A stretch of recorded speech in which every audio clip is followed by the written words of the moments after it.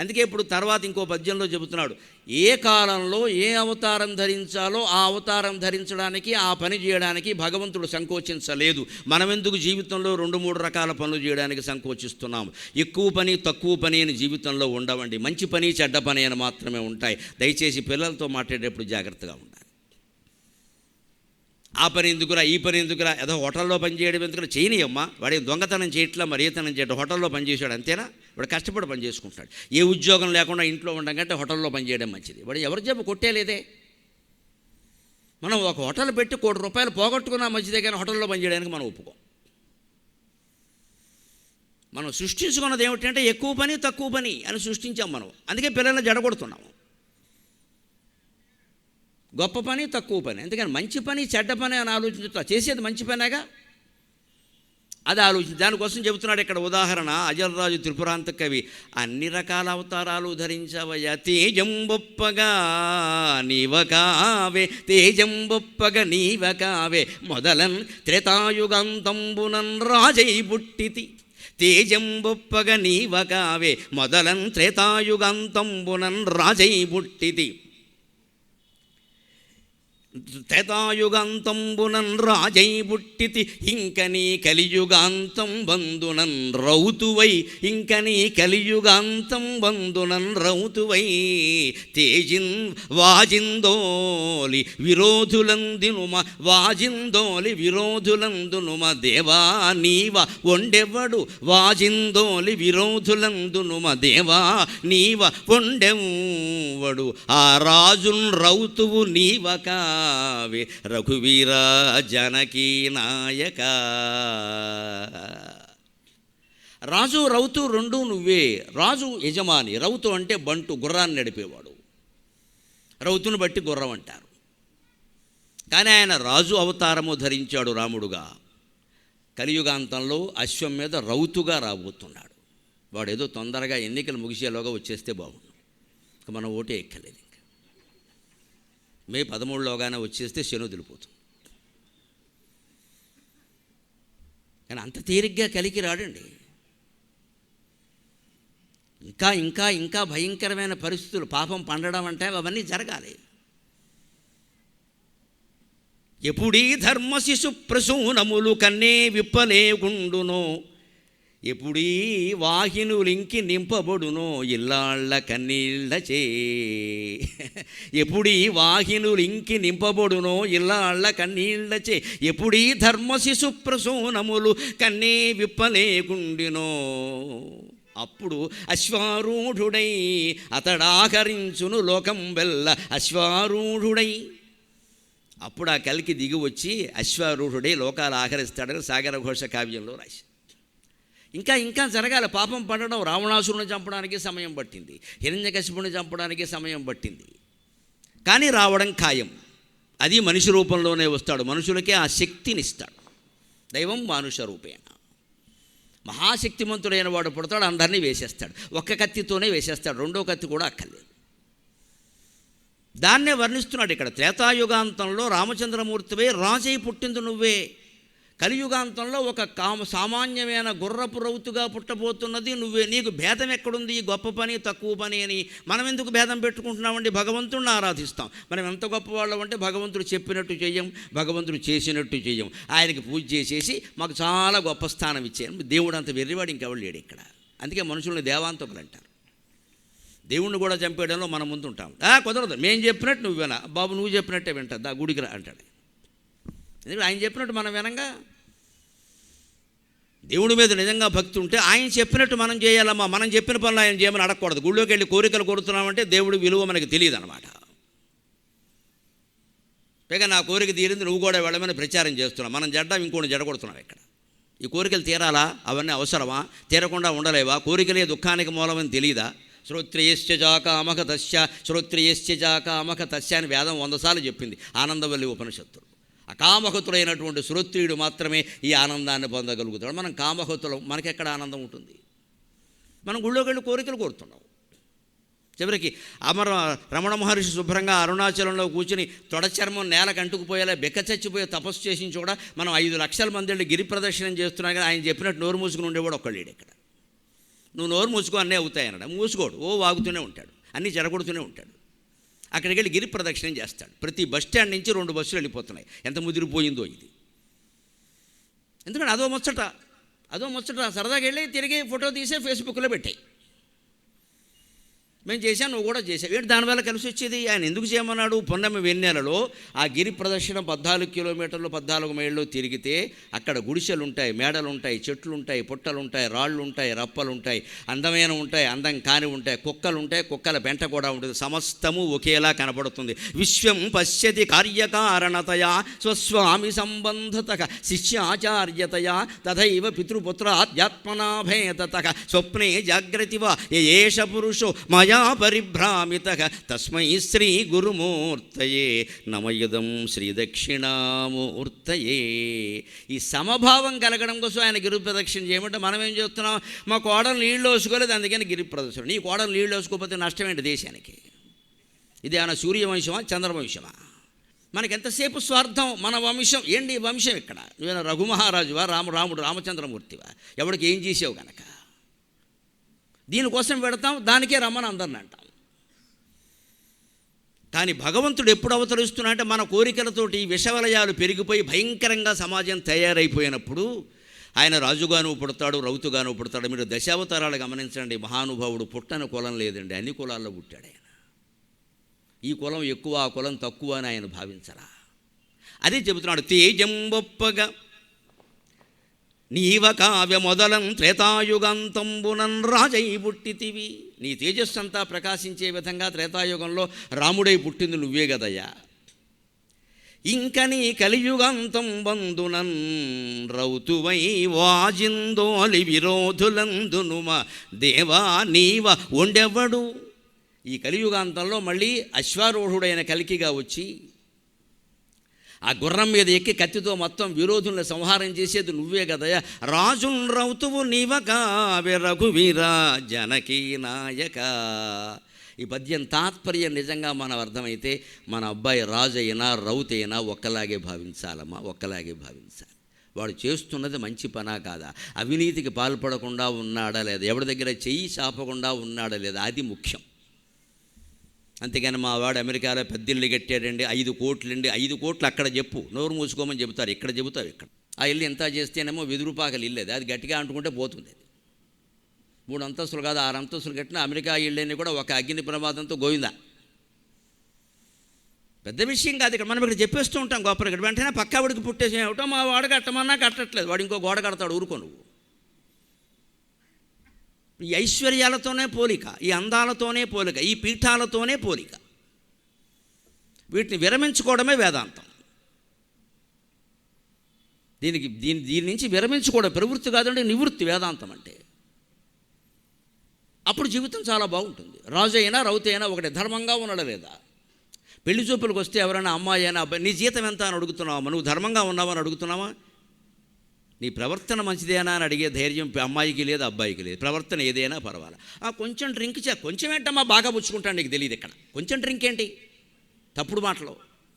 దుర్వ్యసనానికి చాలా దీని సున్నితమైన పదాలు వాడుతున్నారు, దయచేసి వాడకండి. బండ పదాలు, మొండి పదాలు, పల్లెటూళ్ళలో చదువు రాని వాళ్ళు వాడే అశ్లీల పదాలు సైతం వాడితే ఆ వ్యసనాలు పోతాయండి ప్రపంచం నుంచి. కొంచెం డ్రింక్ చేస్తాడు, కొంచెం పక్క రిలేషన్స్ ఏమిటమ్మా, వ్యభిచారం. అది స్పష్టంగా చెప్పాలి. పక్క రిలేషన్స్ ఏంటి, పక్క రిలేషన్స్, దాన్ని వ్యభిచారం అంటారు. సహజీవనం అని అందమైన పేరెట్టారు. ఇప్పుడు సహజీవనం ఎవరైనా ఏం వ్యభిచారం చేస్తున్నావు సిగ్గు లేదా అని అడగాలి. పెళ్లి కాకుండా సహజీవనం ఏంటండి, లోకుగా ఉందా సమాజం. అందుకే ఎన్ని రకాల ముదిరిపోతున్న వ్యవహారం, రోజు హత్యలే, రోజు ఆత్మహత్యలే. నన్ను పెళ్లి చేసుకుంటానని నమ్మించాడు, నేను గర్భవతినయ్యాని పెళ్లి. నీకు బుద్ధి లేదా పెళ్లి కాకుండా గర్భవతి అవ్వడానికి? ఎందుకు వెళ్ళావు అక్కడికి? పెళ్ళై వేదమంత్రాల మధ్యలో, పండితుల మధ్యలో, పురోహితుల ఆశీర్వచనం మధ్యలో, మంగళవాద్యాల మధ్యలో నిన్ను సక్రమంగా చూసుకుని వాడు సహజీవనం చేసి సక్రమంగా చూసుకుంటాడు. జరిగే పనేనా ఇది? ఈ నమ్మకం లేనివాడికి అదెందుకు ఉంటుందమ్మా. తండ్రిని దన్నిన దనయుడు మామగారి మొగమునకు మంగళహారతి ఇచ్చునా అంటాడు సాక్షి వ్యాసాల్లో పారుగంటి లక్ష్మీనరసు. తండ్రిని దన్నట్టు మామగారికి మంగళహారతి ఇస్తాడు, వాడిని ముందేదంత. ఒక ప్రధానమైన వైదిక ఆచారాన్ని గౌరవించిన వాడు పనికి మాలిన కాగితాలని దండలు మార్చుకోవడాన్ని గౌరవిస్తాడండి. అక్కడే లేదా, ఎక్కడెందుకు ఉంటుంది? వేదమంత్రాల మీద గౌరవం వీధి బాజ్యాల మీద ఉంటుందా ఎవరికైనా? దానికి పరిష్కారం ఏమిటంటే పిల్లలకు ఖచ్చితంగా మీరు పెళ్లి చూపుల్లో అడగాల్సిన ప్రశ్న ప్యాకేజీలు లీకేజీలు కాదండి. Are you satisfied with what you have? నువ్వు సంతృప్తిగా ఉన్నావా అని అడగాలి. అలా సంతృప్తిగా ఉన్నాను అని పెళ్లి కొడుకు నుంచి సమాధానం వస్తే ఆ అమ్మాయి సీతారాముల కాపురంలాగే కాపురం చేస్తుందమ్మా, అనుమానం వెళ్ళ. అది ఎవ్వరూ అడగరు. సంతృప్తి ఏమిటి? బాగా సంపాదించాలి. ఎంతవరకు? చచ్చే వరకు సంపాదించాలి. చచ్చాక సంతృప్తికి అవకాశం లేదు ఇక్కడ. మనం పోయిన తర్వాత మన వాళ్ళ బాధలు పడిన వాళ్ళే చాలా సంతృప్తిగా ఉంటారు, హాయిగా ఊపిరి పీల్చుకుంటారు. అమ్మయ్య పోయాడు రాయన. ఇక మనం సంతృప్తి పడడానికి ఏం లేదు ఇక్కడ. అదే సమాధానం. శతక పద్యాల వల్ల ప్రయోజనం ఏమిటి? హిందూ తత్వం వల్ల ప్రయోజనం ఏమిటి? ఇదే ఈ సంతృప్తి. దీనికి దయ. సంసారాలు బాగుండాలన్నా, జీవితం బాగుండాలన్నా, ఉద్యోగం బాగుండాలన్నా ముందు దయ ఉండాలి. సమాజం మీద ప్రేమ ఉన్నవాడే చాలా తప్పించి మాట్లాడతాడమ్మా, అనుమానం వల్ల. సమాజం మీద ప్రేమ బాగుండాలి, అందరూ బాగుండాలి. అప్పుడు చాలా ధైర్యంగా మాట్లాడతాం, మొహమాటం లేకుండా మాట్లాడతాం. ఎవరేమనుకుంటారో అని మళ్ళీ పిలవకపోయినా మంచిది. నేనింత మొహమాటం లేకుండా మాట్లాడుతున్నా, నా కోసం ఆవరణంతా కిక్కిరిసిపోయేలా ఇచ్చారు. అది భగవత్ శక్తి అంటే అది భగవత్ శక్తి. అది అమ్మవారి దయ వల్ల జరుగుతుంది, మన వల్ల జరగదు. అది ఇంతమంది అక్కడెక్కడ కనపట్ల ఇంకా కుర్చీలు వేయలేక తాపత్రయపడుతున్నారు. సగం మంది నిలబడి ఉన్నారు. గ్రౌండ్ అంతా నిండిపోయింది. ఓ సినిమా యాక్టర్కి పట్టిన వైభవం, ఓ క్రికెట్ స్టార్కి పట్టిన వైభవం ప్రవచనకర్తలకు కలిగిస్తున్నారు. మీ అభిరుచికి ధన్యవాదాలు.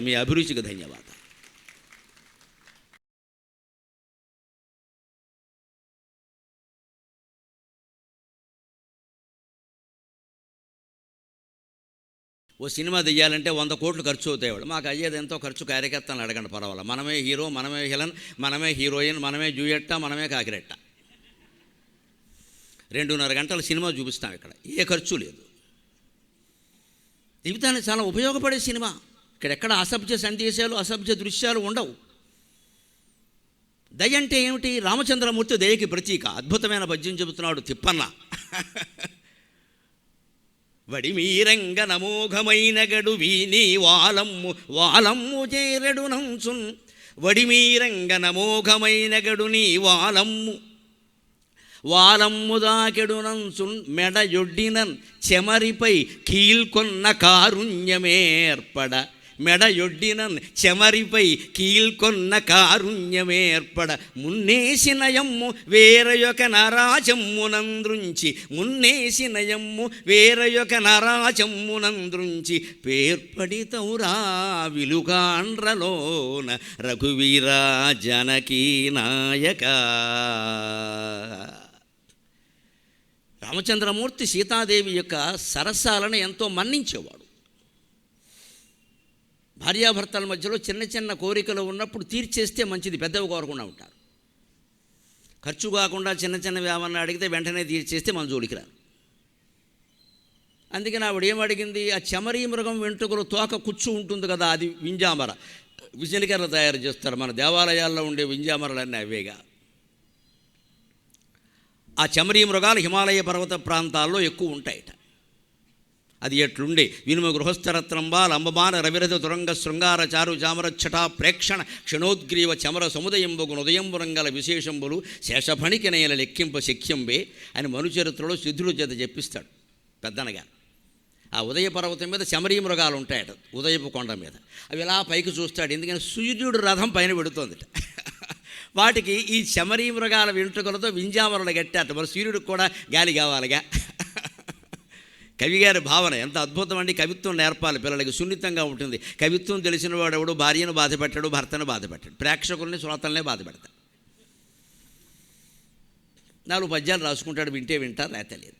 మా నాన్నగారు నాకు 10th క్లాసులో ఎక్కువ మార్కులు వచ్చాయని ఇంటర్మీడియట్లో బైపీసీ తీసుకుని డాక్టర్ అవ్వమన్నారు. నేను టీచర్ అవుతాను అన్నా.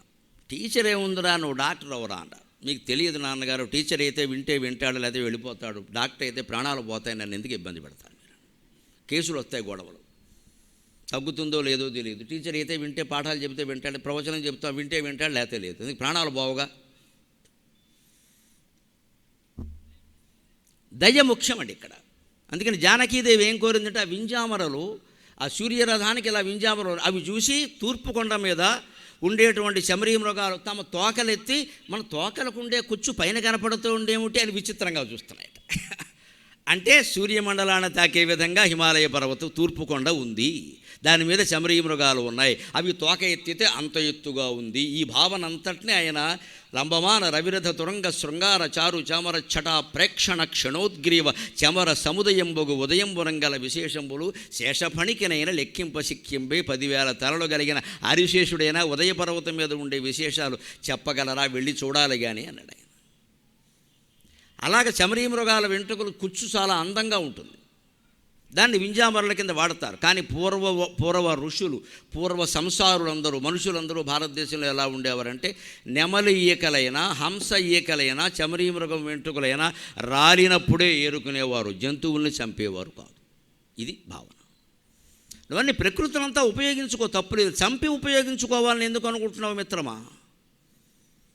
ఇవాళ వాడుకోవడం కాదండి, వ్యాపారం జరుగుతుందండి. ఎందుకు ఇంత హింస జరుగుతుందంటే వ్యాపారం కారణంగా. మనుషులే వాడుకుంటే ఇంత హింస జరగదు. మాంసాహారం మనుషులు తింటే ఇన్ని జంతువులు చావండి. విదేశాలకు పంపేస్తున్నారు ఎక్స్పోర్ట్. మొత్తం 800 కోట్ల మందికి మనమే సప్లై చేయాలంటే అలాగా. అదే భారతదేశంలో కేవలం మాంసాహారం తినేవారే వాళ్ళు కులధర్మం ప్రకారమో వృత్తి ధర్మం ప్రకారమో వారి ప్రయోజనాల కోసమో వారు తింటే ఇంత జంతు హింస జరగదు. దానికి కూడా నియమాలు ఉన్నాయి. ఇప్పుడు తినచ్చు, ఇప్పుడు తినకూడదు, చాలా రకాలు ఉన్నాయి. ఆ నియమం ప్రకారం చేస్తే నెలకి 2 రోజుల నుంచి తినలేడు అసలు. అప్పుడు జంతుహింస చాలా తగ్గిపోతుంది. అవన్నీ ఆలోచించారు. అందుకని పూర్వం అందరూ అలాగే ఉండదు. సీతాదేవి చమరీ మృగం వెంట్రుకలను చూసి ముచ్చటపడింది. ఇది మాయలేడి కథకి ముందో వెనకో తిప్పన్న గారు కనపడితే అడగండి, నాకు తెలియదు. కానీ ఈ కోరిక కొంప ముంచలేదు, ఆ కోరిక కొంప ముంచింది. ఆ చమరీ మృగం కుచ్చు వెంట్రుకలు కావాలంటే తోకలా ఉండగా కుచ్చు విడిగా ఉంటుంది కదా చివర, అక్కడ ఒక బాణం వేస్తే చాలు, ఆ కుచ్చు విడిపోతుంది, జంతువుకు హాని జరగదు. అది చేస్తున్నట్టు రామచంద్రమూర్తి. ఇంతలో ఒక చిత్రం జరిగింది. ఆయన దయంతా బయటపడింది, ఆయన పరాక్రమం బయటపడింది. విలుకాండ్రలో ఆయనంత గొప్పవాడు ఎందుకు అయ్యాడో బయటపడింది. అది పద్యం, అది కవిత్వం. వడిమీరంగ అమోఘమైన గడు నీ వాలమ్ము దాకెడునంచున్. వాలమ్ము 2 మాటలు 2 అర్థాలు. వాలు అమ్ము, వాడి అయిన బాణం, వాలము తోక. నువ్వు ఇలా బాణం వేసాట రామచంద్రమూర్తి చమరీ మృగం మీద. ఇది తోక మీద వేశాడు, ప్రాణం మీద కాదు. జంతువుని చంపడం ఆయన ఉద్దేశమే కాదు. అది కూడా తోక చివరి భాగం, కుచ్చు ఎక్కడ ఉంటుందో అక్కడ, ఇంచుమించు జడకి రిబ్బన్లు పెట్టే చోట. రిబ్బన్ తెగిపోయినా పర్వాలేదుగా, జుట్టు బాగానే ఉందిగా, పీక తగ్గొట్టేలేదుగా. అందుకని ఆ రిబ్బన్ మీద వేశాడు. ఆ కుచ్చు ఏదో బాగుందని అక్కడికి తెగుతుంది, వస్తుంది. బల్లికి భగవంతుడు గొప్ప అవకాశం ఇచ్చాడు. బల్లి గోడ మీద పెడుతూ తోక అక్కడ వదిలేసిపోతుంది, దానికి మళ్ళీ తోక వస్తుంది. ఎంతంత శక్తి భగవంతుడు సూక్ష్మ కీటకాలకు ఇచ్చాడో నుండి అవి బతకడం కోసం. అటువంటివి తెలుసుకుంటే మనకు ధైర్యం కలుగుతుంది. బల్లికి ఇచ్చినవాడు మనకెవడా ఇచ్చే ఉంటాడులే, తెలుసుకోవాలి. ఎందుకు బల్లి గోడ మీద పెడుతుంది, వెనకాల ఇంకో తొండో ఏదో ఊసరవెల్లో దాన్ని వెంటాడుతుంది. దాన్ని మోసం చేయడానికి ఇదేం చేస్తుంటే తోక తెంచి అక్కడ అంటించి వెళ్ళిపోతుంది. ఈ తోక బల్లి అనుకున్నది మింగుతుంది, బల్లికి మళ్ళీ తోక పెరుగుతుంది. లలితా పరా భట్టారికి నమస్కారం, భగవల్లీలకి నమస్కారం, ఆది దైవానికి నమస్కారం. ఏమి లీల, దేవుడు ఉన్నాడని చెప్పడానికి ఇంతకంటే ఉదాహరణ కావాలా? అసలు ఇంత శక్తి ఆ బల్లికి ఎలా వచ్చిందండి? మనం ఎంతసేపు బల్లిపాటు అనగానే తొడ మీద పడిందా, మెడ మీద పడిందా అని ఏదో పంచాంగాలు చూసి లెక్కలేసుకుంటాం. కానీ బల్లి నుంచి మనం ఏం గ్రహించాలో చూడవు. అందుకని నాకు ఒళ్ళు మండి చెప్పా, బల్లిపాటు ఫలితం మీరు నమ్ముతారంటే నమ్ముతామన్నా, నమ్మకపోతే ఈ కండువ తీసేయమంటాడు. ఇప్పుడు లేనిపోను గొడవ, అన్నీ నమ్మాలి, ఇదో సంత నమ్మాలి, ఏదో రకంగా సమర్థించాలి. నమ్ముతారు కానీ అది బల్లికో మనకో చెప్పలేదయ్యా. బల్లిపాటు అంటే బల్లికి కదా అన్నాను నేను. మరి అందులో ఉంది అలాగే, శిరస్సు మీద పడితే మృత్యువు, తొడ మీద పడితే భోగం. అది ఎవరికంటే మనకు కాదండి. మన శిరస్సు మీద పడితే ఇలా అంటాం, గోడ కొట్టుకుంటూ చస్తుంది, దానికి మృత్యువు. తొడ మీద పడితే భోగం. ఏదో గోడల్లో బూజుల్లో తిరిగే బల్లి కుర్లాన్ బెడ్డ మీద మన తొడ మీద పడింది అంటే కుర్లాన్ బెడ్డ మీద పడినట్టే, దానికి భోగం. బల్లి కోసం రాశాడు పంచాంగం, బల్లి చూసుకుంటుంది, నువ్వు చూడకని చెప్పాను. మరి ఇవన్నీ చూసి మనం మాయలో పడుతుండే దుస్వప్న ఫలితాలు, బల్లిపాటి ఫలితాలు, శకునాల ఫలితాలు, ఇవా మతం అంటే? ఇది పిచ్చి మతం అంటారు దీన్ని. నేను ఆత్మవిశ్వాసాన్ని పెంచేది మతం, పరమాత్మ విశ్వాసాన్ని పెంచేది మతం మిత్రమా. అది వైదిక మతం ఒక్కదానికే ఉందని నన్ను అడగాలంటే. ఆ ఉపనిషత్తుల విషయాలంటే ఏమంటే ఆత్మవిశ్వాసం పెరుగుతుంది, పరమాత్మ విశ్వాసం పెరుగు. ఈ బోడి విశ్వాసాలు మనకెందుకండి? ఏదో శకునాలు, బల్లిపాట్లు, దుస్వప్నాలు. ఇదే స్వప్నమే మిథ్యా అని చెప్పి, జీవితమే స్వప్నమయ్యా అని చెబుతుంటే ఓ పక్క స్వప్నంలో మళ్ళీ మంచి చెడ్డ అంటావు, బుర్రలేని విషయం. అక్కడికక్కడ వదిలేయాలి దాన్ని. అందుకని ఇక్కడ నేర్పుగా ఆయన ఆ చమరీ మృగం కుచ్చు కత్తిరిద్దామని అక్కడికి బాణం వేశాట. వడిజు వడిమీరంగ నమోఘమైన నీ వాలమ్ము దాకెడునంచు. పాపం ఆ జంతువుకి ఈయన ఊహ ఏమర్థమవుతుంది? ఈయన ఏదో వెనకాల పృష్ఠం మీద బాణం వేస్తున్నాడు, చంపేస్తాడేమో అనుకుంది. మరి ఏదో ఒకటి అడ్డం పెట్టుకోవాలి కదా, అందుకని ఆ మెడ అడ్డం పెట్టిందిట. ఆయన పశ్చాత్పూర్వకాయం అని అభిజ్ఞాన శాకుంతలంలో వర్ణిస్తాడే. గిర్వాణ పాఠశాల ఆవరణ కదా, నాకు అవన్నీ గుర్తొస్తున్నాయి. దుష్యంతుడు ఆ లేడిని వేటాడుతూ ఉంటే అదెంత అమాయకురాలంటే భూయసా పూర్వకాయం అంటాడు. ఈ వెనకాల కొడతాడేమో అని మెడ అడ్డం పెడుతుంది. అదేమిటండి, మెడ మీద కొడితే ప్రాణాలే పోతాయి కదా అంటే దానికి ఉన్నది అదే. ఏం చేయమంటావు? మెడ మీద కొడితే తొడ అడ్డం పెట్టుకుంటూ, తొడ మీద కొడితే మెడ అడ్డం, ఇంకా దానికి అంతకంటే ఏముంది అక్కడ? కవచం ఏదైనా ఉందా? అందుకే ఆ అమాయక ప్రాణి ఏం చేస్తున్నాడు, ఓ పక్క దర్భారీడై ఆ దర్భగడ్డి తింటూనే ఇలా వేలాడుతూ ఉంటే, దుష్యంతుడు బాణం వేయిపోతూ ఉంటే ఇక్కడ కొడతాడేమో అని మెడ అడ్డం పెట్టుకుంటారు, మళ్ళీ మెడ మీద కొడతాడేమో అని ఈ కాయం ఇటు అడ్డం పెట్టుకుంటారు. ఇదంతా అందంగా కాళిదాసు వర్ణిస్తాడు. జంతువుల మీద ప్రేమ కలగడానికి ఈ వర్ణాన్ని, జంతువులను చంపమని కాదు ఇక్కడ. నీ చేతుల్లో చచ్చిపోకుండా అది ఎంత తాపత్రయపడుతుందో చూడవయ్యా. నువ్వు యమధర్మరాజు చేతుల్లో చనిపోకూడదని ఎంత తాపత్రయపడుతున్నావు, ఆ తాపత్రయం దానికి ఉంది కదా. జంతుహింస మానేయమని చెప్పడమే సమస్త కవుల తాత్పర్యం. చంపమని వాళ్ళు ఎందుకు చెబుతారండి? ఈ కావ్యాలు వర్ణనలు దేనికంటే మనిషి హృదయం సరసంగా మారడానికి. మన జీవితం ఎంతో వాటిది అంతే కదా, ఎందుకు చంపేయాలి మనం? ఈ పాట ఆహారం ఇంకో రకంగా మనకు దొరకదా? అది రామచంద్రమూర్తి నుంచి నేర్చుకోవాలి. ఆయన తోక మీద బాణం వేస్తుంటే ఆ బాణం ఎక్కడ తగిలి ప్రాణం పోతుందో అని బాధపడుతూ, అది భయపడుతూ అది మెడ అడ్డం పెట్టింది. మెడనొడ్డినన్ వాలమ్ము దాకెడునంచున్ మెడనొడ్డినన్ చెమరిపై కీల్కొన్న కారుణ్యమేర్పడ. అప్పటికే బాణం ముందుకెళ్ళిపోయింది. అది రామబాణం, చాలా వేగంగా పెడుతుంది. వెంటనే ఆయన చూసి, అయ్యో ఇది మెడ అడ్డం పెడుతుంది, ఈ బాణం పొరపాటుని మెడకి తగిలితే అని మున్నేసిన యమ్ము వేరయొక నరాజమ్మునంద్రుంచి పేర్పడితౌరా విలుకాండ్రలోన రఘువీరా జనకీ నాయక. తాను వేసిన బాణం అతివేగంగా పెడుతుంటే అంతకంటే వేగంగా ఇంకో బాణం వేసి ఈ బాణాన్ని ఖండించాట. అది రామచంద్రమూర్తి దయ. దయతో పాటు పరాక్రమం. ఏ విలుకాడుకుంటుందండి ఇంత శక్తి? అయితే విలుకాళ్ళు అనగానే రాముడిని అర్జునుడిని చెబుతారు. రాముడికి 90 మార్కులు వేయాలి, అర్జునుడికి సరే తర్వాత ఇంకేం లేదు కాబట్టి ఒక 50 మార్కులు వేసుకోవచ్చు. అంతే. కుదరదు. రాముడికి అర్జునుడు కుదరదు, చాలా తేడా ఉంది. వాల్మీకి రామాయణంలో రామరావణ యుద్ధాన్ని, అర్జునుడు చేసిన యుద్ధాన్ని వ్యాసభారతంలో చెబితే గొప్ప వీరుడే అర్జునుడు, అనుమానం ఎలా. అప్పటికి వస్తాడు, రాముడితో పోల్చడం కుదరదు. ఆయన క్లాసులో 90 మార్కులు వస్తే ఈయనకి సెకండ్ మార్క్ 50, ఎందుకంటే మధ్యలో ఎవరికి రాలేదు కాబట్టి. అంతే. 40 మార్కులు తేడా ఉన్నా సెకండ్ మార్కేగా అని అర్జునుడిని చెప్పాలి తప్పితే ఆయనతో సరిపోడండి ఈయన. అందుకని రఘువీర జానకీ నాయక. అక్కడ ఈ మున్నేసిన యమ్ము వేరయొక నారాజమ్మునందుంచి పేర్పడితౌరా విలుకాండ్రలోన రఘువీర జానకీ నాయక. ఇదివరకు వేసినటువంటి బాణాన్ని వేరే ఒక బాణంతో తుంచేసి ఇంతటి విలుకాడు మరొక్కడు ఉండడు అని చెబుతున్నాడమ్మా. ఇది విలుకాడు కోసం చెప్పింది కాదు, రామచంద్రమూర్తి దయ కోసం చెప్పిన మాట. భూత దయ కోసం. మన పరాక్రమం అంటే ఆయన పరాక్రమం దేనికి ఉపయోగపడింది? భూత దయకి ఉపయోగపడింది. మన చదువు, మన తెలివి, మన తేజస్సు, మన ధనం, మన పరాక్రమం సమస్త జీవుల్ని కాపాడడానికి ఉపయోగపడాలి. వాళ్ళ ఆస్తులు మింగేయడానికి కాదు ఇక్కడ. అది పద్యం తాత్పర్యం.